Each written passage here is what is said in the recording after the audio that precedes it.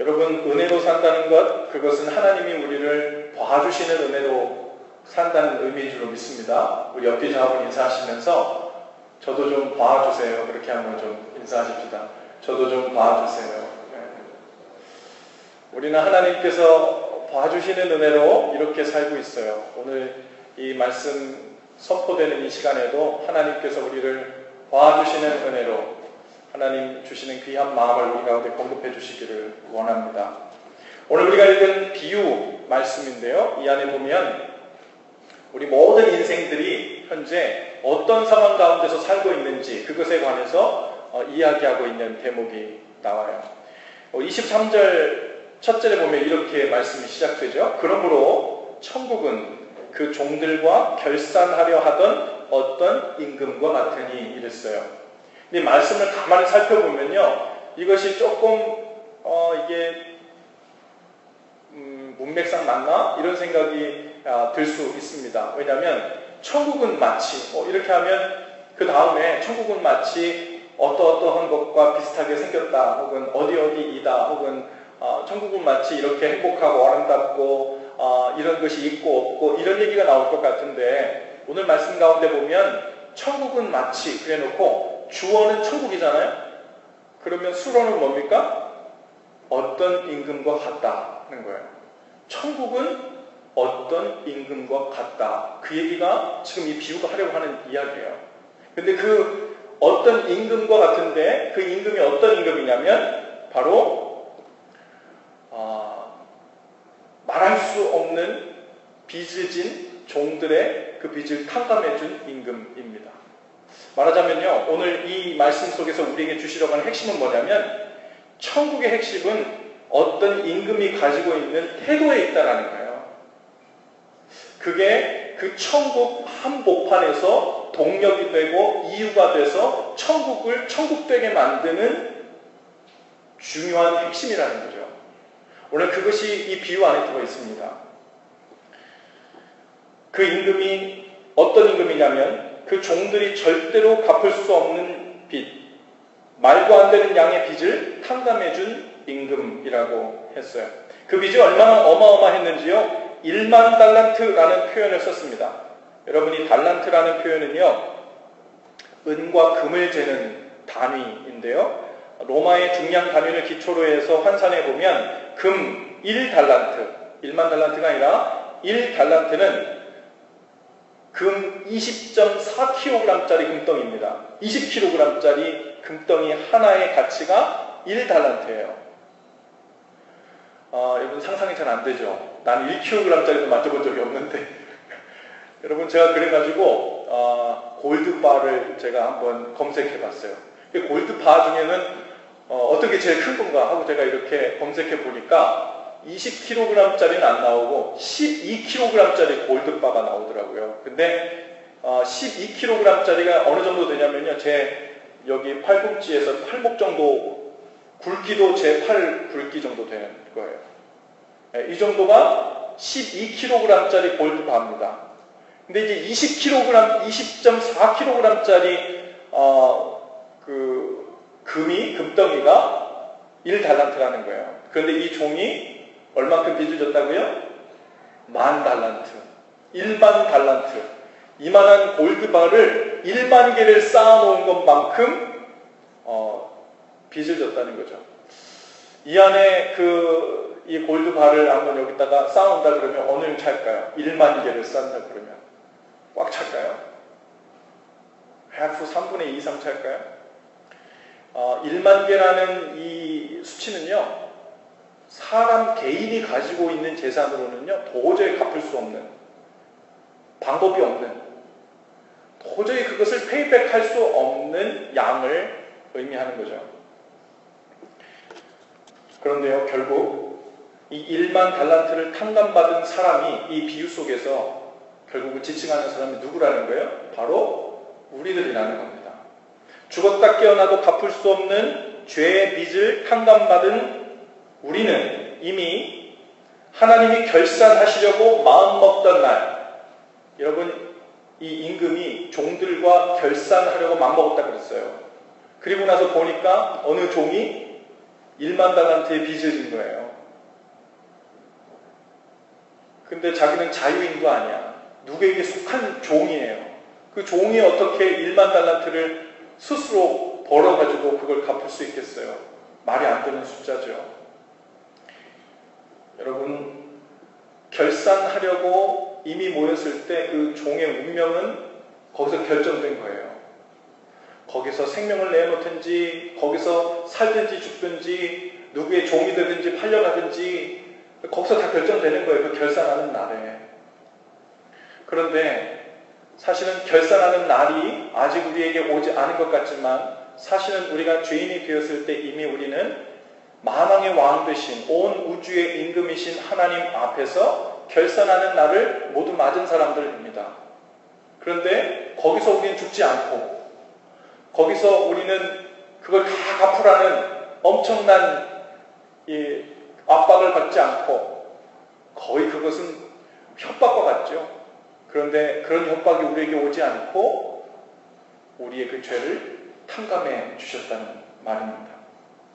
그 얘기는요, 오늘 우리가 살고 있는 이 삶은 우리가 일전에 결산하던 그 날에 이미 우리의 생명을 내어놓고 우리의 인생 전체에 대한 그 가치, 의미, 이 모든 것을 우리의 것으로 할 수 없는 상황에서 다 내려놓은 상태로 우리의 이제 사는 것은 엑스트라 삶을 은혜로 산다는 의미죠. 그런데 하나님께서 그 말도 안 되는 엄청난 비탕감을 해주신 이유가 있습니다. 하나님께서 왜 그 엄청난 양의 비탕감을 해주셨을까요? 죄의 빚을 왜 탕감해 주셨을까요? 하나님이 가진 것이 많으시니까 많은 김에 나누어 주신 것일까요? 용서하시는 게 하나님의 취미이실까요? 하나님께서는 비탕감해주고 죄를 용서해 주시는 것이 하나님께는 별로 큰 문제가 아니라서, 크게 어려운 것이 아니라서 그렇게 인정을 베푸시는 것일까요? 그렇지 않죠. 빚을 탕감해 주신 이유는 성경에서 우리에게 분명히 말씀하고 있어요. 우리를 사랑해서라는 거예요. 여러분, 우리가 아까 얘기했던 그 엄청난 빚의 양, 상상할 수도 없는 가치의 그 빚보다 훨씬 크신 하나님의 사랑 때문에 우리가 탕감받고 삶을 살게 되었다는 겁니다. 여러분, 이제 우리가 하나님께서 우리를 용서해 주시고 빚을 탕감해 주시고 또 우리로 하여금 엑스트라 삶을 살 수 있도록 허락해 주신 이유, 그것을 함께 나누기를 원합니다. 그 이유는요, 결론부터 말씀드리면 저를 한번 따라해봐 주시겠어요? 천국을 살 수 있는 미천을 주시기 위해서. 네. 하나님 우리를 사랑하셔서 구원하셨지만 그냥 구원하시기 위함만이 아니에요. 간신히 목숨만 부지하고 살게 하시려고 빚을 탕감해 주신 게 아니에요. 궁극적인 목적이 있습니다. 그것은 우리로 하여금 하늘나라를 살게 하시기 위함입니다. 하나님 나라를 누리게 하시기 위함이에요.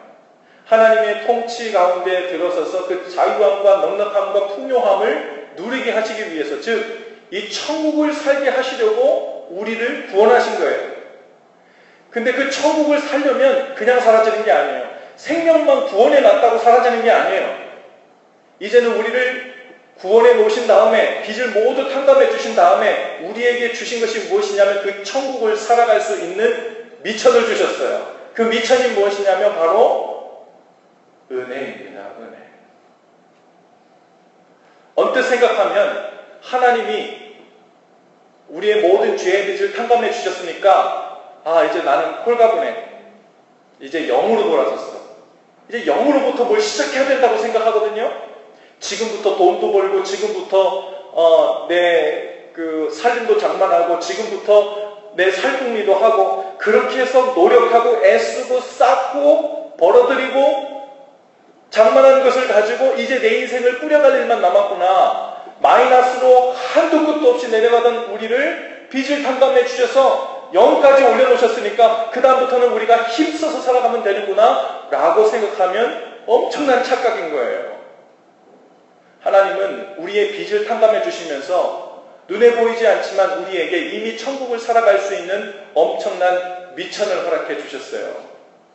1만 달란트의 빚을 탕감해 주시고 엑스트라 일반 달란트를 우리 손에 쥐어주시면서 이제 이것 가지고 마음껏 쓰고 누리고 풍요롭게 살아라 하고 주신 것이 아니고 주님이 우리의 일반 달란트의 빚을 탕감해 주시면서 동시에 우리에게 주신 것은 무엇이냐면 은혜입니다. 은혜. 그 은혜라는 것을 동시에 모든 사람은 다 받았어요. 그리고부터 인생을 살아가기 시작할 때 우리는 은혜가 깔린 그 인생을 살기 시작하는 거예요. 그리고 하나님이 허락해 주시는 그 은혜의 바운더리 안에서 살기 시작하는 겁니다. 하나님이 나에게 그러한 은혜를 베푸셨고 나를 살리셨고 내 죄의 빚을 탕감해 주셨다는 그 은혜의 눈이 열린 겁니다. 하나님이 나에게 그런 분이시라는 것을 알게 되는 은혜의 눈이 열린 거예요. 그 은혜의 눈을 열고 살게 되는 것. 여러분, 이것이 천국을 사는 미천입니다.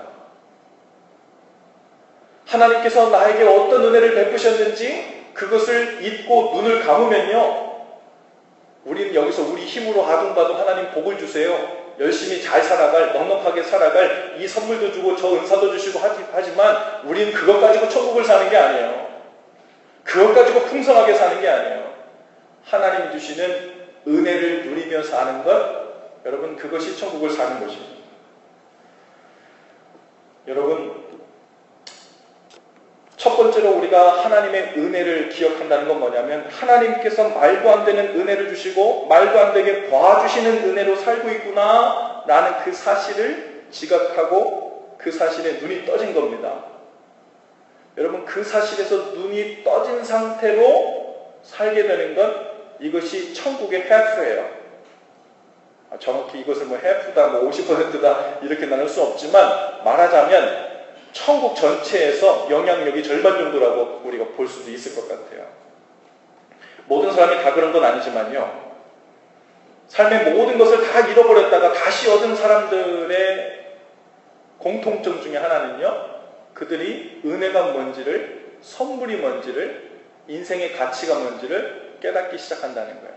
그제서야 이 인생이 내가 태어났기 때문에, 혹은 우리 부모가 뭘 물려줬기 때문에, 혹은 나는 이런 재능이 있고 난 똑똑하기 때문에 내가 노력해서 학교도 나오고 내가 노력해서 직장도 얻고 내가 돈도 벌고 해서 나는 이렇게 살고 있기 때문에 내 노력과 나의 힘으로 살고 있다는, 그래서 이것이 당연하다고 생각하는 그 모든 것이 싸그리 다 무너져 내리는 거예요.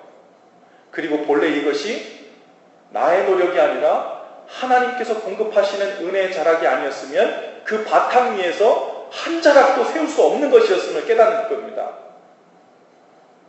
이따가 우리가 헌신 찬양을 부를 텐데요, 그 찬양의 첫 가사가 이렇게 시작돼요.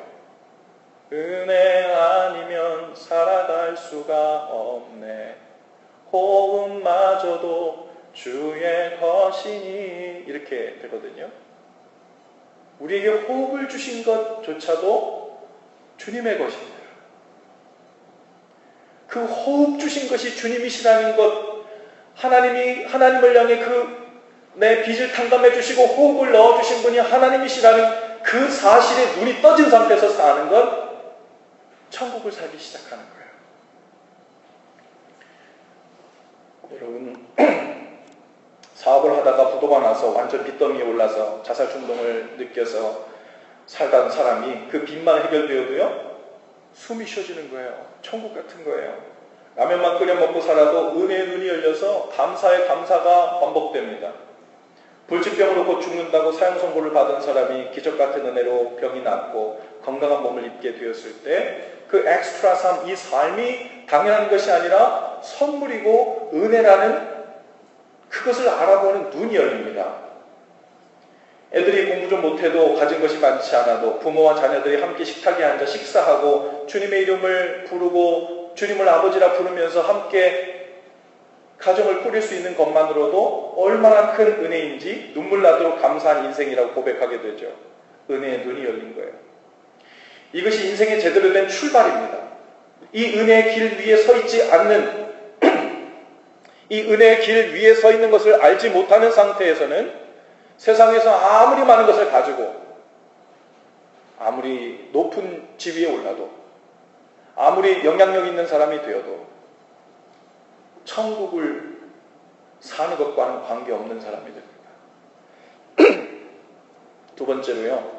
천국을 살도록 하나님이 주신 미천이 무엇이냐면 하나님이 나에게 베푸신 그 놀라운 은혜를 향해서 눈이 떠져서 사는 것, 그것뿐만 아니라 하나님이 하나님을 향해 열어주신 그 은혜의 눈을 가지고 뒤로 돌아, 그리고 나서 나에게 붙여주신 사람들을 향해, 나와 부딪히는 사람들을 향해, 나에게 허락해 주신 사람들을 향해 그 은혜의 눈을 열고 대하고 사는 거예요. 그게 천국을 사는 방법입니다. 그것이 천국을 사는 미천이에요. 결국은 하나님이 우리의 삶에 빚을 탕감해 주시면서 우리에게 갚을 수 없는 놀라운 은혜를 허락해 주실 때 우리는 이미 천국을 사는 모든 100%의 미천을 다 받았습니다. 문제는 그것을 사용하느냐, 문제는 그것을 눈을 뜬 상태로 그 은혜에 눈 떠 있는 상태를 지키면서 살고 있느냐, 감았다 떴다 하느냐, 아니면 하나님이 주신 은혜에만 박수치면서 감사하다고 황송하다고 난 횡재했다고 기뻐는 하는데 하나님이 나에게 붙여주신 사람들을 향해서 그 은혜에 눈을 뜨지 못하고 살게 되면 우리는 천국을 해프밖에 살지 못하는 거예요. 오늘의 비유 속에요, 나오는 어리석은 종이 있어요. 여러분, 이 종이 바로 놀라운 은혜의 비탄감을 받았는데요, 그것을 그 임금 앞에 가서는 아유 감사하다고, 어떻게 나한테 이런 은혜를 베풀 수가 있냐고 머리를 조아리고 그 앞에서 땅이 머리에 돋도록 절을 하고 감사하고 눈물을 흘리며 그리고 나왔을지 몰라요. 그런데 이 어리석은 이 종이요, 뒤로 돌자마자 그 하나님께서 열게 해준 은혜의 눈을 감고 맙니다. 그리고서는 눈을 딱 감은 상태에서 자기 동료들을 대하기 시작하죠. 세상의 눈을 다시 갖게 된 거예요. 그러니까 오늘 비유 속에 이렇게 얘기하죠. 1만 달란트의 빚을 탕감받은 후에 곧장 그 종이 어디로 가요? 자기에게 100데나리온 빚진 자에게 가요. 원 데나리온이요, 노동자 하루 품삯값이거든요. 뭐 오늘 100불이라고 칩시다. 100데나리온이면 10,000불이에요. 10,000불. 적은 돈이 아니죠. 왜 됐다, 나 받은 걸로 치자, 이렇게 말하기 쉽지 않은 돈입니다. 종이, 그죠? 그 돈도 참 페이백하기 쉽지 않은 거예요. 없는 걸로 치기는 정말 어려운 거죠. 피땀 흘려서 모은 돈일 수 있어요. 그러니까 용서하기가 쉽지 않을 수 있어요. 당연합니다. 그런데요, 그것과는 비교도 안 되는 1만 달란트의 빚을 탕감받자마자 이 종이 100데나리온 빚진 자의 동료에게 가서 그렇게 말하죠. 사정도 들어보지 않아요. 다짜고짜 들이닥쳐서는 멱살부터 잡고 빚을 갚으라고 체근합니다. 처음부터 이 사람에게는요, 그 동료를 향한 은혜의 눈이 열려있지 않아요. 불쌍히 보는 눈이 없어요. 마치 이런 겁니다. 우리의 갚을 수 없는 죄의 빚을 탕감해 주신 하나님 앞에 나와서 예배하면서 하나님, 어떻게 저에게 이런 구원의 은혜를 주실 수가 있습니까? 이런 죄인을 어떻게 용서해 주실 수가 있어요? 어떻게 십자가로 저의 이 모든 더러운 죄들을 다 씻어 주실 수가 있어요? 너무 감사합니다 하고 머리를 조아리고 두 손을 높이 들고 눈물 흘려서 주님 앞에 감사하다고 했는데 정문을 나가면서 그 눈을 감는 겁니다. 무슨 눈을요? 은혜의 눈을 감아. 그리고 지금부터 대하는 사람들에겐 어떻게 돼요? 똑똑하게 돼요. 지혜롭게 돼요. 나에게 빚져간 사람들, 10데나리온 빚진 사람, 100데나리온 빚진 사람, 다 나한테 페이백해. 그리고 쫓아다니면서 빨리 갚아. 야, 나는 하나님이 이제 내 죄의 빚은 다 탕감해줬으니까 내가 할 일은 열심히 다니면서 하나도 빠뜨리지 않고 나한테 빚져간 사람들 다 돈 걸고 모아가지고 그걸로 성실하고 똑똑하고 지혜롭게 내 삶을 꾸려나가면 되는구나. 그게 잘 사는 건 줄 알고 착각하며 살아요. 사실은 천국을 발로 차며 사는 거예요. 하나님이 주신 미천을 흩뿌리며 사는 거죠. 우리 모든 사람들이 살 때 인생의 세팅이 있어요. 눈에 보이지 않지만 오늘 우리가 읽은 성경 말씀 표현 중에 있어요. 저를 한번 따라해 보시겠어요? 갚을 것이 없는지라. 다시 한번 갚을 것이 없는지라. 저를 포함해서 이 땅에 어떤 사람들도요, 갚을 것이 없는지라. 이 인생의 세팅 가운데 다 모여 살아요. 임금 앞에 섰던 이 종도 갚을 것이 없었고 100데나리온 빚졌던 동료도 갚을 것이 없었어요. 그런데 사람들이 간혹 착각합니다. 아니야, 갚을 수 있어. 빚진 건 반드시 갚아야지. 그리고서는 은혜의 눈으로 혹은 은혜의 세팅으로 사는 그 모든 것을 없애버려요. 그리고 딱딱한 은혜가 없는 계산법을 하기 시작하죠. 우리의 삶에서 천국의 요소를 송두리째 기반을 다 빼는 것과 같은 겁니다. 모든 사람이 스스로 해결할 수 없는 죄의 빚을 진 상태에서 살아요. 갚을 것이 없어요. 아무리 다른 사람에게 상처를 주지 않고 피해를 주지 않고 살려고 해도 그럴 능력이 없는 상태에서 살아요. 갚을 것이 없는 상태. 때로는 의도치 않게 다른 사람의 눈에서 피눈물이 나기도 하고 엄청난 상처와 고통을 주면서 살기도 합니다. 그런데 알면서도 갚을 길이 없어요. 뻔히 그것을 보면서도 무엇을 할 수 없어요. 돌이킬 수 없어요. 상처를 치유할 능력도 없고 대부분의 경우 스스로 문제를 해결할 능력도 없어요. 갚을 수 없는 존재임을 우리는 날마다 여러 모양으로 확인하며 삽니다. 그래서 하나님은 천국을 사는 미천으로 우리에게 은혜라는 것을 주셨어요. 그 은혜라는 것이 적용되지 않으면 갚을 능력이 없는 저를 포함한 우리 모두는 살 길이 없어요. 우리는 모두 그 세팅 위에서 살고 있어요. 그 전제를 깔고 누군가를 보기 시작하면, 그 전제를 깔고 누구에게 무언가를 요청하고 기대하기 시작하면 우리는 천국과는 점점점 멀어지고 지옥과 가까운 삶을 살 수밖에 없습니다. 33절에 보면요, 그 임금이 그 빚을 탕감해 주었던 이 종을 다시 부르죠. 그리고서는 그 종에게 이 악한 종아 라고 부릅니다. 그것은 단순히 그 종이 100데나리온 동료의 빚을 탕감해 주지 않아서가 아니에요. 어떤 사람에게는 100데나리온 탕감해 주는 일이 정말 어려울 수 있어요. 그런데 지금 이 임금이 그 종을 다시 불러서 이 악한 종아라고 부르는 이유는 더 근원적인 이유가 있습니다. 그것은 뭐냐면 불쌍하게 바라봐주는 눈 자체가 없는 거예요. 은혜의 눈으로 상대를 봐주는 것이 전혀 없었어요.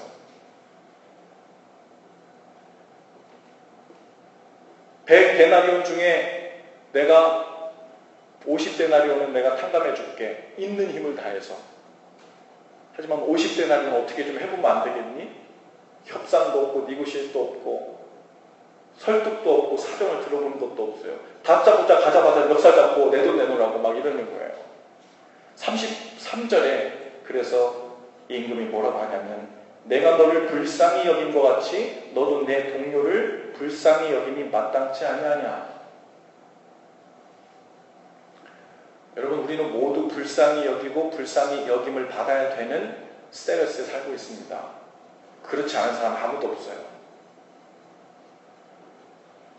부족한 것 없고 웬만한 삶의 수준을 유지하는 것 같고 남들 부러워하는 위치에서 먹고 살고 자고 타고 사는 것 같지만 사실은 모두 불쌍히 여김 받아야 되는 그 삶의 스테레스에 다 있습니다. 어떤 사람은요, 신앙생활하면서 은혜가 무엇인 줄 안대요. 은혜를 많이 받고 산대요. 그런데 그 삶을 보면 반쪽짜리 은혜예요. 은혜를 받았다는 말을 어떻게만 이해하냐면 하나님이 나에게 많은 선물을 주시고 나를 죄에서 구원해 주셨대요. 그리고 난 그걸 알면서 산대.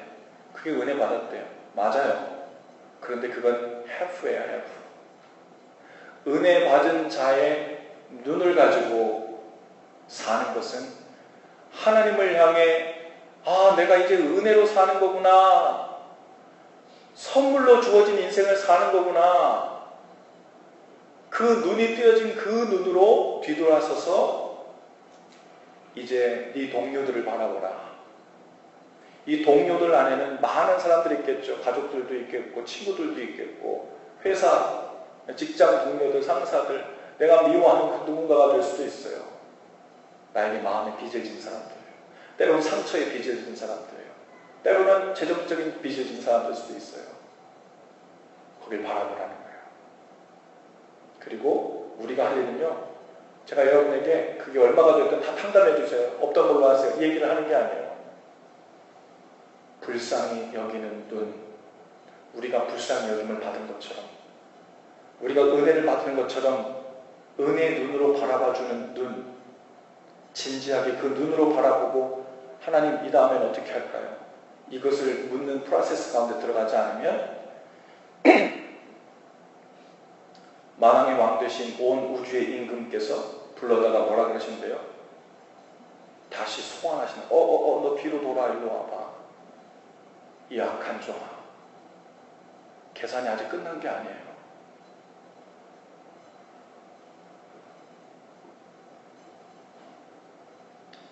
나는 엄청난 용납과 비탄감을 받았는데 그 은혜의 눈으로 다른 사람을 봐주는 삶이 우리 가운데 전혀 없다면, 잘 안 되는데 어디까지 탕감해주고 어디까지 점차적으로 이렇게 할 수 있을까요? 라는 시도조차 없이 다짜고짜 멱살 잡고 이 빚을 갚으라고 달라드는 입장이라면, 그것은 우리에게 먼저 베푸신 하나님의 그 놀라운 은혜와 사랑에 대한 반역이에요. 반역.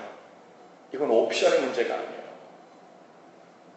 그래서 그 비유 속의 임금도 반역을 하고 있는 그 종을 다시 소환하잖아요.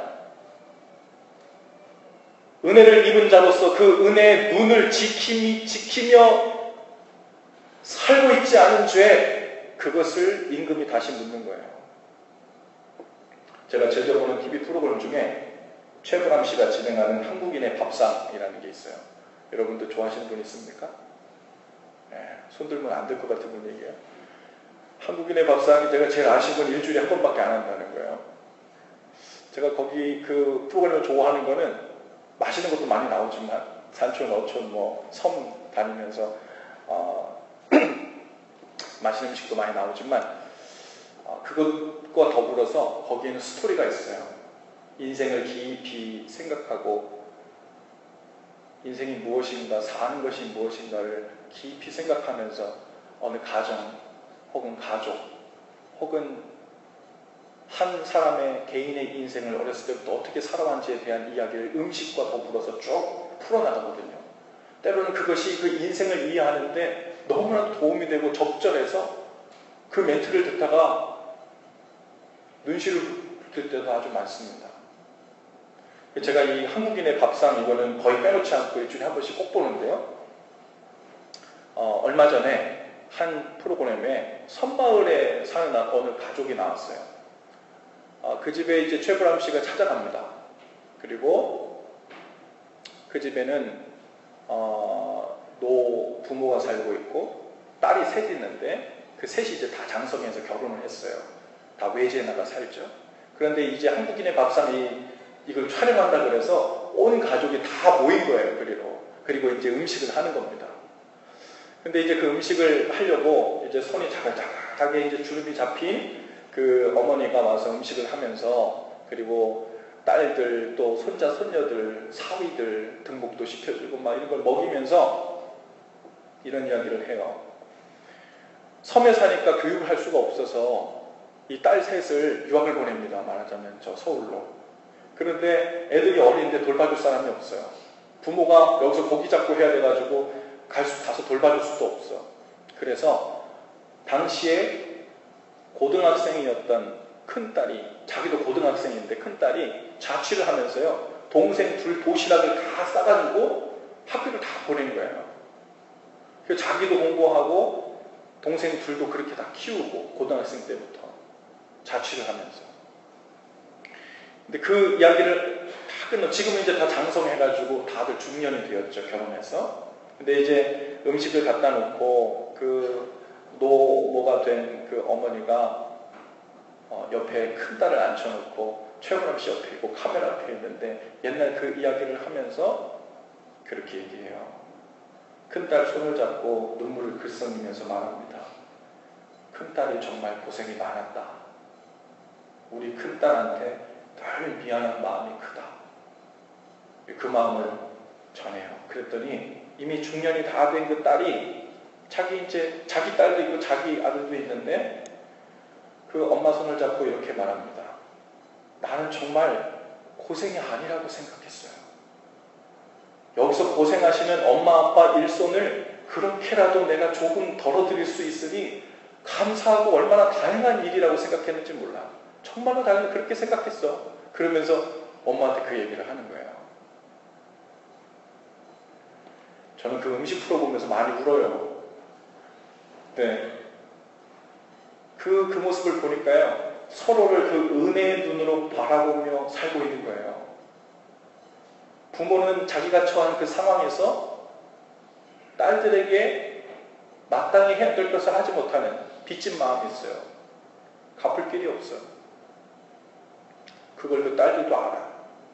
그 딸들은 또 그 부모님이 그렇게 고생하시고 어쩔 수 없는 상황에서 이렇게 하고 있는 것을 알고 부모에 대한 빚진 마음이 있는데 갚을 길이 없어요. 우리 위해서 평생 고생하고 우리 가르치느라고 평생 이렇게 늙으신 그 부모님께 뭘 하지 못하고 외지에 나가서 1년에 한두 번씩 찾아올 뿐이야. 그 빚진 마음에 갚을 길이 없어서 그 엄마하고 딸하고 둘이 손잡고 미안했어. 아니야, 뭐가 미안해. 그러면서 서로 그러고 있는 거예요. 서로 불쌍히 여기고 은혜의 눈으로 서로 갚을 수 없는 그 영역을 메우며 살고 있는 겁니다. 은혜의 눈이 열리니까요. 거의 식사하는 그 공간이요. 천국 같은 거예요. 요즘에는 카메라가 하늘로 올라오잖아요. 그 가정의 식사하는 모습을 쫙 하늘로 카메라가 올라가면서 넓게 보여줄 때 보니까 그 섬 전체에서 그 집이 아주 반짝반짝 빛나는 것 같아. 그 집에 그 섬 안에 사는 다른 가정들도 분명 똑같이 어려운 일이 있고 힘든 일이 있고 어쩔 수 없는 일이 있고 빚진 마음이 있고 살 겁니다. 그런데 불쌍히 여기는 마음, 은혜의 눈이 열린 상태에 있으니까 천국을 경험하는 거예요. 저도 우리 교회에 여러 가정의 신방을 가서 이런저런 이야기도 하고 듣기도 하고 상담도 하고 하는데요. 이구동성으로 하는 말들 중에 하나가 있어요. 아주 재밌어요. 어떻게 이렇게 가정마다 똑같은 소리를 하는지. 그 중에 하나가 뭐냐면 아내 혹은 남편이 이렇게 얘기합니다. 상대방이 내가 열심히 한 것은 알아주지 않고 못한 것, 실수한 것만 얘기한다는 거예요. 그래서 정말 잘해볼 힘이 나지 않는다는 거예요, 이제. 근데 이상한 건 어느 가정은요, 아내가 그 얘기를 하고요, 어느 가정은 남편이 그 얘기를 해요. 이게 성의 문제는 아닌가 봐요.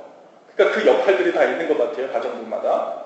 한쪽에선 상대방이 아무리 애쓰고 노력해도 내 마음이 참아줄 정도의 수준까지 도달하지 못하니까 항상은 아니지만 대부분의 경우 빚진 마음을 그 빚을 갚으라고 멱살을 잡는 그런 심정으로 자꾸 대하게 된다는 거죠. 오늘 말씀을 비유하자면. 또 한쪽에선 나로서는 많이 노력해서 달라진 것도 있는 것 같고 또 달라지고 있는 중에도 있는데 마치 그것은 아무 노력도 아닌 것처럼 생각해 주니까 힘도 빠지고 속도 상하고 다시 해볼 마음도 나지 않는다는 거죠. 악순환이 계속되는 거예요. 문제는 서로의 기대치와 변화의 속도가 들어맞는 접점을 찾기가 참 쉽지 않다는 거예요.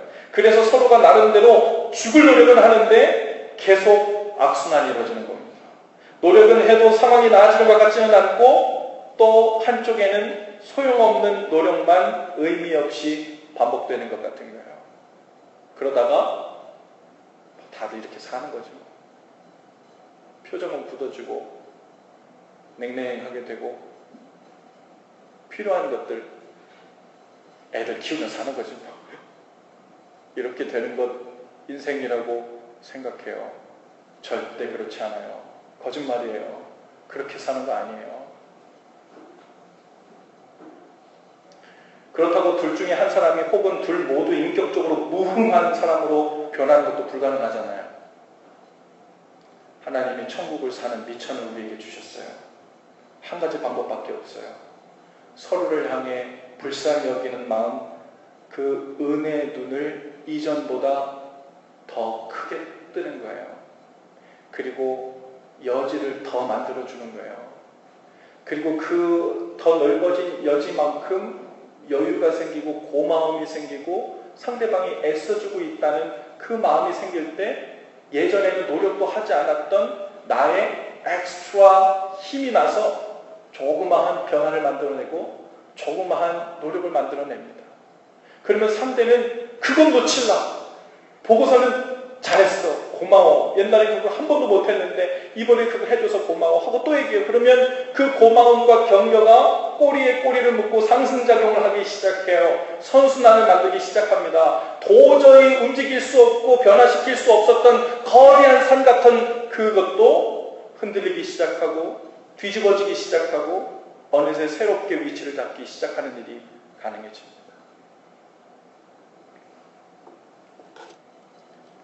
작은 노력과 변화를 격려하고 고마워하고 또 그렇게 내가 단번에 100데나리온을 단번에 탕감해 줄 능력은 나에게 없어. 하지만 내가 죽을 힘으로 10데나리온 탕감해 줄게. 너도 90도 노력해봐.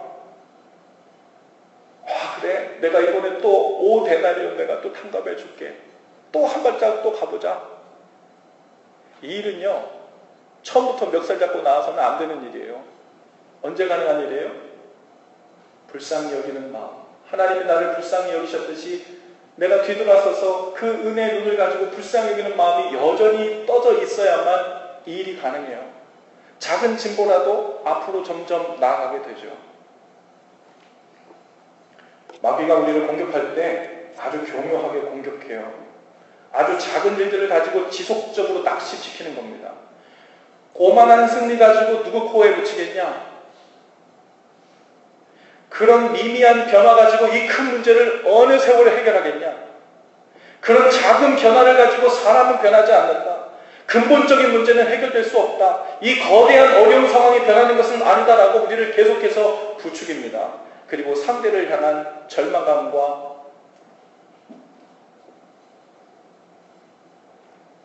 실망의 마음을 반복적으로 안겨주죠. 그래서 이미 얻은 작은 승리들과 변화들을 무시하게 만들고 서로를 향한 격려로 이어지지 못하게 만들어서 결국에는 계속해서 제자리 걸음을 하게 만드는 거예요. 여러분 이것은요 영적인 싸움이에요. 영적인 싸움. 작은 일에 고마워하고 격려하는 일이 쌓이면 그 물결이 점점 커져서 엄청난 선순환의 변화의 파도를 만들어냅니다. 작은 승리와 변화를 무시하고 그냥 지나치면 그 패배감 속에 사로잡혀 그 자리에 서 있을 뿐이에요. 저는 보통 토요일 밤에 집에서 짐을 싸가지고 교회 우리 사무실에 와가지고 우리 설교를 마무리해요. 어젯밤에도 제가 이제 짐을 바리바리 싸가지고 이제 사무실에 와가지고 세수를 했어요.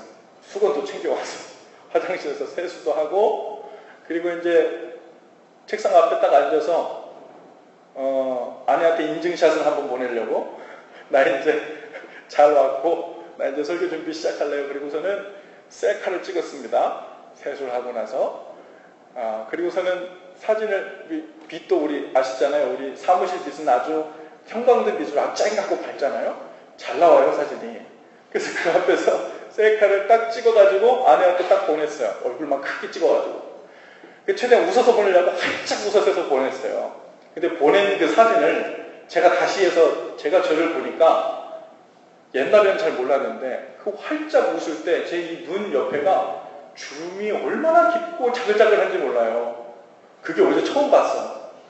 그리고는 제가 문자를 보냈습니다. 아내한테 여보 야, 나 저 웃는 눈 옆에 저 주름들 좀 봐. 나 오늘 처음 봤네 저거. 그랬더니 조금 있다 아내한테 저한테 문자가 왔어요. 이렇게 왔어요. 은혜의 길이 난 거지요. 이렇게 왔더라고요. 감동이었어요. 이 주름이 은혜의 길이 난 거구나. 하나님 앞에서 기뻐하고 미소 짓고 하려다 보니까 그 은혜의 증거로 이렇게 길이 났나 보구나. 그래서 제가 우리 아내를 따라갈 수가 없어서 이렇게 보냈어요. 내일 여보가 설교를 해야 되는데 내가 여기서 설교 준비를 하고 있는데 갑자기 칭찬을 받으니까요, 세상을 다 얻은 것 같아요. 제가 주님께 칭찬받아도 너무 좋겠지만 옆에 아내한테 칭찬받을 때 너무 좋아하거든요. 그럼 막 날아갈 것 같아.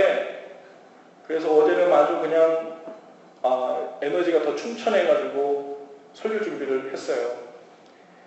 그래, 목사인 내가 먼저 은혜의 길이 나고 내 삶이 은혜의 길이 나고 또 은혜의 길을 내는 사람으로 내가 앞장서야지. 그리고 제가 아내에게 말했어요. 혹시 내일 설교하다가 은혜의 길이란 말이 나오면은 내가 퍼미션을 구하니까 그래서 오늘 설교의 절반 이상은 아내의 영향으로 썼다고 볼 수 있어요. 여러분, 마치 깊이 패인 주름처럼 우리의 삶의 가정의 교회에 은혜의 길이 날 수 있기를 바랍니다. 서로가 갚을 길이 없는 그 안타까운 상황을 보게 되면 왜 갚지도 못할 빚을 졌냐면서 추궁하고 멱살을 잡을 일이 아니라 불쌍히 여기는 마음으로 은혜의 눈을 조금 더 크게 떠주는 거예요. 그게 선순환을 만드는 거예요. 그리고 먼저 격려와 고마움의 마음을 전하면서 선순환을 시작하는 거예요. 그러면 우리 주위의 사람들이, 상대방이, 우리 뒤에 있던 사람들이 그 주름처럼 패인 그 은혜의 길을 따라 함께 따라 걷는 거예요. 여러분 계신 그 삶의 자리에서 은혜의 길을 내시는 분들 되실 수 있기를 바랍니다. 누구든지 그 은혜의 길을 먼저 내며 살아야 할 충분한 이유와 책임이 있어요. 왜냐하면 무한 용납이라는 예수 그리스도를 통한 용서와 그 용납을, 그 은혜를 우리가 먼저 받았기 때문에 그렇습니다. 누구 눈치 볼 거 없어요. 누가 더 잘했나 못했나 비교할 게 아니에요. 우리는 하나님이 우리에게 먼저 베푸신 그 은혜의 길을 따라 선순환을 먼저 만들 책임과 의무가 누구에든 있습니다. 마지막으로 여러분, 오늘 말씀 23절을 보면요, 그러므로 라는 접속사로 시작합니다. 그 얘기는 뭐냐면 23절부터 나오는 비유와 23절 전에 나오는 그 어떤 이야기가 인과관계가 있다는 겁니다.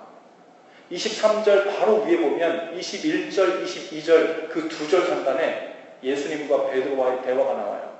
베드로가 이렇게 묻죠. 예수님, 내가 형제를 몇 번 용서해야 됩니까? 7번 정도 용서하면 됩니까? 아마 베드로는 그 정도면 동일한 반복되는 죄, 동일한 그 죄를 용서하는 데 있어서 참을 만큼 참는 숫자라고 생각했을지도 모르겠어요. 그런데 예상외로 예수님이 이렇게 대답하시죠. 7번뿐 아니라 7번을 70번씩이라도 할지니라. 그 얘기는 뭐냐면 77에 49, 490번이라는 얘기가 아니라 끝없이 불쌍히 여기는 눈을 주고 눈을 열고 그 눈을 지키면서 그 눈빛을 회수하면 안 된다는 말이에요. 그리고 나서 23절에 그러므로 천국은 이런 임금과 같으니 그러는 거예요. 그리고서는 사실은 예수님이 이 비유 얘기를 하면서 베드로에게 얘기하는 거야. 베드로야, 내가 왜 7번씩 70번이라도 끝도 없이 용서하라고 하는지 그 이유가 여기 있다. 잘 들어봐라. 천국은 마치, 그리고서는 어느 임금이 있는데 그 임금이 1만 달란트 빚진 자를 탕감해 주었다. 그게 누군지 알아? 그 종이 누군지 알아? 너 베드로야. 네가 바로 1만 달란트 하나님께 빚진 자야. 너한테 100데나리온 빚진 동료한테 가서 7번 용서하면 얼마야? 700데나리온? 그 정도면 네가 은혜 받은 것, 불쌍히 여길 만큼 여기는 것 충분하다고 생각하는 거야? 아니, 1만 달란트 다 은혜 받은 것만큼 하려면 7번씩 70번뿐만 아니라 평생토록 영원히 한 번도 그 불쌍히 여기는 마음, 은혜의 눈을 여는 것을 회수하면 안 돼. 그게 당연한 거야. 옵션이 아니야. 그렇지 않으면 어떻게 한다고? 너 다시 소환할 수도 있다고. 내가 너에게 은혜를 베푼 것은 옛다 오다가다 만나가지고 내가 너 용서를 베풀었으니까 이거 가지고 가서 너 잘 먹고 잘 살아. 그래서 은혜를 베푼 게 아니야. 널 사랑해서 구원한 것은 천국을 살라고 한 거고, 천국을 살려면 네가 이 은혜의 바탕 위에서 떠나면 안 돼. 은혜 안에서 산다는 것은 하나님의 은혜를 기억하기만 하는 게 아니야. 하나님이 주시는 선물만 받아먹고 사는 게 은혜 안에 사는 게 아니야. 그 은혜를 받은 자로서 그 은혜의 눈으로 너에게 빚진 자들을 바라보는 그 눈이 열리고 회수하지 말아야 돼. 그래야 천국을 살아. 내가 너를 용서해 주면서 너에게 준 미션이야. 그 얘기예요. 여러분, 은혜의 눈을 잘 지키고 있을 때 천국을 살 수 있습니다. 하나님이 주신 은혜를 제대로 볼 수 있도록 눈을 더 크게 뜨게 해달라고 하나님께 구하실 수 있기를 바랍니다. 또 그 은혜의 눈으로 사람들을 보고 봐주면서 살 수 있도록, 주님이 나를 봐주셨듯이 저도 봐주면서 살 수 있도록 성령님 저를 인도해 주세요 하고 구할 수 있기를 바랍니다. 구약 성경에 보면 너희는 내가 내게 베푼 은택을 잊지 말지어다 라는 구절이 자주 등장합니다.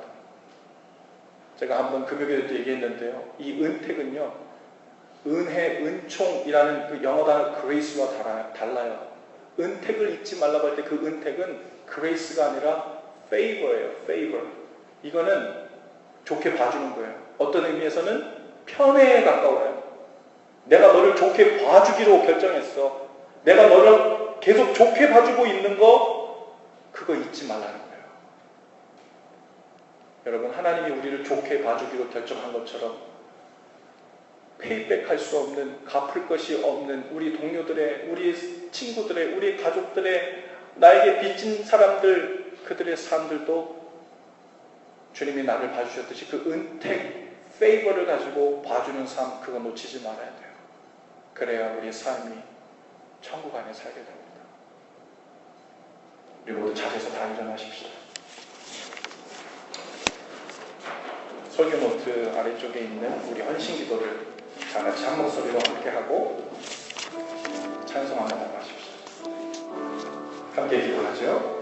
주님, 하나님 주신 은혜를 보는 눈이 감길 때마다 천국은 사라지고 지옥을 경험합니다. 이 세상이 우리를 부당하게 괴롭히는 빚쟁이들로 가득 찬 것만 같습니다. 은혜를 보는 눈을 크게 뜨게 하소서. 멱살을 잡고 남은 빚을 갚으라며 마음의 감옥에 가두었던 사람들을 풀어주게 하시고, 은혜의 눈을 크게 뜨고 내가 먼저 회복의 선순환을 시작하게 하옵소서. 크게 뜬 은혜의 눈을 잘 지켜내며 살 수 있도록 성령이 우리를 도우시옵소서. 예수님 이름으로 기도합니다. 아멘.